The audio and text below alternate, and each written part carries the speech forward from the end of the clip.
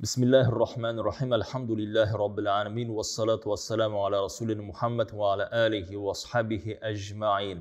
Qadrli cemaat mümin Müslümanlar. Bizning qarshimizda shunday so'rov bo'la. Bor bizning duanlarimiz, do'stlarimiz qaysilar diniy yo'llarni, diniy talablarni o'tab bitirmaylar. Ular turli sababdan bo'lishi mumkin. Ular ikkinchi dinda, ya'ni dinsiz, ya'ni Hristiyan, Yahud yoki umuman aytillik Krishnaid, Buddhist deb aytilgan mumkin. Lekin de ul bizga do'st, birgalab ishlaymiz yoki hatto tug'animiz da bo'lishi mumkin.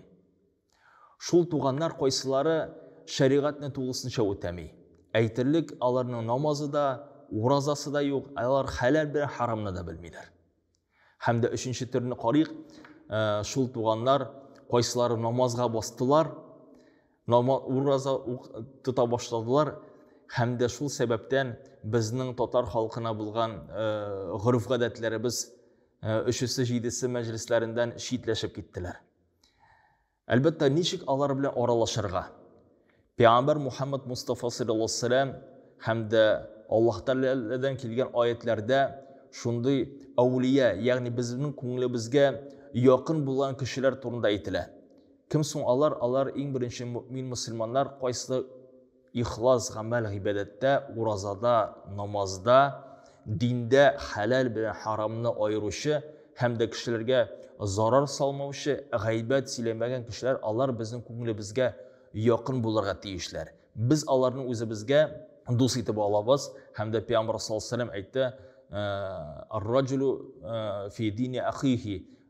Shuningda er kishi o'zining do'stining, yaqin oradashisining dinida deb aytib qo'yadi. Ularni biz ko'nglimizga yaqin tutamiz. Lekin de qolgan tug'anlar, do'stlar bilan nasıl aralashmas ham ekan?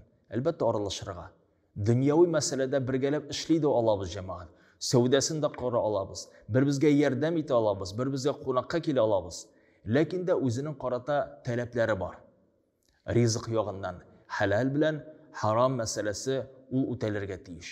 Agar de biz tug'animizga kelamiz ekan, qaysi halal bilan haromni ayirmay, biz angar nechikda bo'lsa motor etib oldan endi yuratirga tegiz biz. Nasıl halal hamda harom, nasıl oshirga yoray, hatto yoramay. Agar de bizning qarshimizga halal bo'lmagan kolbasasin oshin keltirib qo'ysalar, ani tanqid bilan endi sen menga bergan harom aybirni men oshamayman, Allohga qarshi chiqmayman deb endi biz nechikda o'sani ko'nglini tirishirga tegish tugul, lekin de oshirga da kerak tugul albatta. Anlatsak, bizning dinimiz bo'yicha mana shunday talablar bor. Men ulardan shiga olmayman, chunki Allohga murojaat etgan duolarim sening uchun, tug'anlar uchun qabul bo'lmaydi desang, o'zi harom bo'lgan aybirni qarshidan olib qo'yashaq.